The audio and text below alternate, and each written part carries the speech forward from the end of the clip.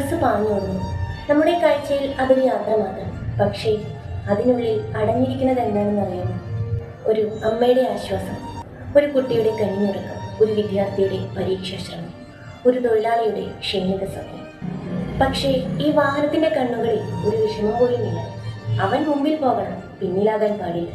ഒരു ബസ് മറ്റൊരു ബസ്സിനേക്കാൾ മുമ്പാകുമ്പോൾ ജയമാണോ അതോ നാശമാണോ എന്നറിയാതായിരിക്കുകയാണ്. മുന്നിലായതിനു പിന്നിൽ ഒരുപാട് വേദനകൾ ഉണ്ടാകും, ജീവിതങ്ങൾ നഷ്ടപ്പെടാം. പക്ഷേ അതിൻ്റെ പേരിൽ ആരാണ് ഉത്തരവാദി? ഒരു വാഹനം മുന്നോട്ട് പോകുമ്പോൾ അതിനുള്ളിൽ ഒരു യന്ത്രം മാത്രമല്ല, ബസ്സിൽ കയറുന്നത് ജീവിതങ്ങളാണ്.